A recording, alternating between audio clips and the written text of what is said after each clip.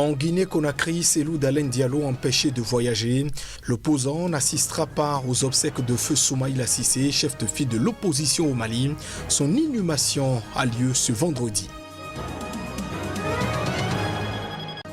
Au Soudan, la mission conjointe de paix ONU-Union africaine au Darfour plie bagage.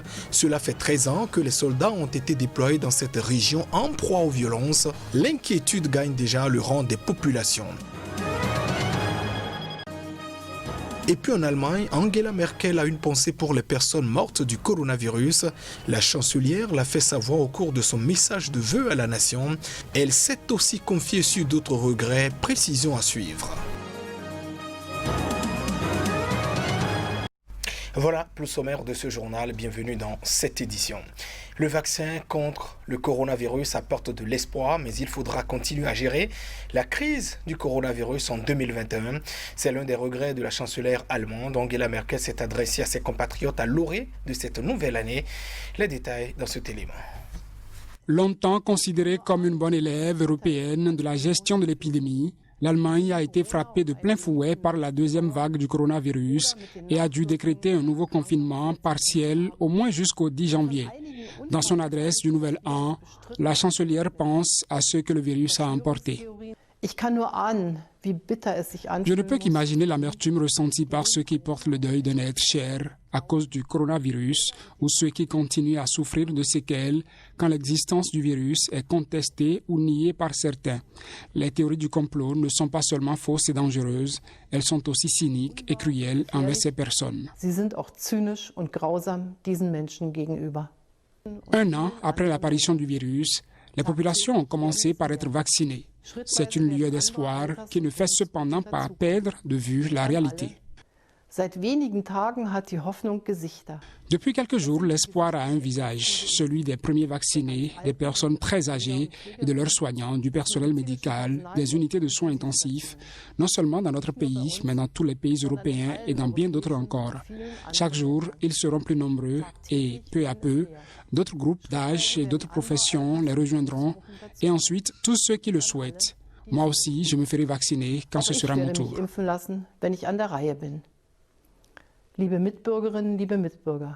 Ces jours et ces semaines sont des temps difficiles pour notre pays et cela va durer encore un bon moment. Il nous appartiendra à tous, pendant un certain temps encore, de déterminer comment nous allons traverser cette pandémie. L'hiver est et reste difficile.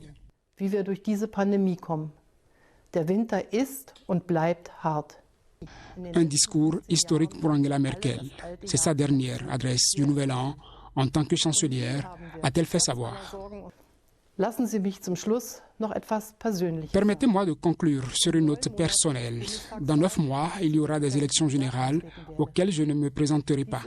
C'est donc très probablement la dernière fois que je pourrai vous adresser des vœux de Nouvel An en tant que chancelière. Je ne pense pas exagérer en disant que jamais au cours des 15 dernières années, nous n'avons tous trouvé l'année passée si difficile et jamais nous n'avons, malgré les inquiétudes et un certain scepticisme, eu autant hâte d'entrer dans une nouvelle année.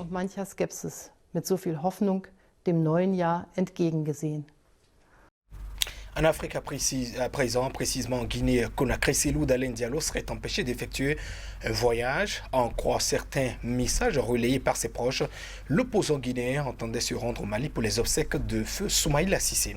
Reportage. Cellou Dalein Diallo entendait s'envoler mercredi soir pour Bamako via le Sénégal afin de prendre part à l'inhumation prévue vendredi de l'opposant malien Soumaïla Cissé, décédé de Covid-19, a-t-il rapporté dans un message relayé par ses collaborateurs. Les employés au comptoir d'Air Sénégal ont signifié à l'un de ses collaborateurs, puis à Diallo lui-même que, sur instruction du commissaire de l'aéroport, la compagnie n'était pas autorisée à faire les formalités, a-t-il affirmé. Les efforts de l'opposant guinéen pour voir le responsable de la police avant la fermeture de l'enregistrement sont restés vains, a-t-il ajouté. Le ministère de la Sécurité n'a pas répondu aux sollicitations de l'agence France-Presse. Une proche collaboratrice de Cellou Dalein Diallo, Nadia Nahman notamment, a souligné qu'aucune interdiction de quitter le territoire ne lui avait été signifiée officiellement préalablement à son voyage. Mais c'est désormais une jurisprudence qu'ont eu à connaître d'autres opposants, a-t-elle relevé. Cellou Dalein Diallo a parlé d'actes arbitraires Il a indiqué qu'il figurait sur la liste des amis qui devaient prendre la parole aux obsèques de Soumaïla Cissé. Cellou Dalein Diallo était le principal challenger de Alpha Condé à la présidentielle du 18 octobre dernier en Guinée. La victoire du président sortant proclamée est contestée par l'opposant qui revendique d'être plutôt le vainqueur et dénonce des fraudes. 4 cadres du parti de Cellou Dalein Diallo, arrêtés en novembre en même temps qu'un autre opposant pour implication présumée dans la violence autour de la présidentielle, sont toujours détenus. Mercredi, le parquet a requis 5 ans de prison contre 2 autres opposants accusés d'avoir appelé à l'insurrection pour empêcher la réélection d'Alpha Condé. Au Ghana, le candidat de l'opposition John Mahama a déposé une plainte devant la Cour suprême pour contester les résultats de l'élection présidentielle remportée le 7 décembre par son challenger Nana Akufo-Addo, président sortant. C'était au cours d'un scrutin très serré. Le 30 décembre 2020 marquait le dernier jour de la période de 3 semaines allouée à l'opposition pour déposer son recours. John Mahama, leader du Congrès national démocratique NDC et perdant de la présidentielle, au début du mois a adressé sa requête à la Cour suprême. D'après le leader du parti d'opposition, l'élection aurait été, je cite, volée par le président sortant et son parti, le nouveau parti patriotique NPP. John Mahama réclame donc que la justice contraigne la commission électorale à procéder à une nouvelle élection qualifiant les résultats officiels d'inconstitutionnels, nuls et non avenus. Il y a 8 ans, en 2012, un tel scénario s'est produit. Nana Akufo-Addo avait perdu l'élection présidentielle une première fois contre John Mahama. Il avait donc déposé un recours devant la Cour suprême. La contestation avait duré 8 mois. 8 mois de procédure judiciaire et de débats télévisés jusqu'à ce que la Cour suprême confirme la victoire de John Mahama. Nana Akufo-Addo avait alors officiellement reconnu sa défaite avant de prendre sa revanche 4 ans plus tard. Aujourd'hui, l'opinion est partagée au sein même du NDC. Certains poids lourds du parti d'opposition estiment qu'il faudrait tourner la page de la présidentielle et se concentrer sur les sièges gagnés au Parlement plutôt que de s'engager dans une nouvelle bataille juridique qui s'annonce longue et coûteuse. Et au Niger, l'ancien ministre Mohamed Bazoum, candidat du parti au pouvoir, était ce mercredi soir largement en tête des résultats partiels du premier tour de la présidentielle du 27 décembre dernier. Il faut dire que seuls les résultats de 81 sur 266 communes étaient compilés par la Commission électorale nationale indépendante, la CENI. Avec plus de 500 000 voix sur 1,2 million de voix compilées avec 7,4 millions d'inscrits, Mohamed Bazoum, bras droit du président sortant, Mahamadou Issoufou, devance Mahaman Ousmane. L'ancien président qui a obtenu 168 000 voix est soutenu par le principal opposant à Mahamadou, dont la candidature n'a pas été retenue en raison d'une condamnation par la justice. Favori du scrutin, Mohamed Bazoum vise une victoire au premier tour, ce qui n'est jamais arrivé dans ce pays habitué au coup d'État et en proie à des attaques djihadistes récurrentes. Cette élection doit être la première transition démocratique entre 2 présidents élus depuis l'indépendance en 1960. En raison des disparités de vote par région, il est encore trop tôt pour savoir si Mohamed Bazoum réussira son pari face aux 29 autres prétendants, dont l'ancien Premier ministre Séni Oumarou, 3e avec 95 000 voix selon les résultats partiels de ce mercredi. Favori du scrutin, Mohamed Bazoum, qui a bénéficié de la machine électorale de son parti et de l'État, a promis de mettre l'accent sur la sécurité et l'éducation, notamment celle des jeunes filles.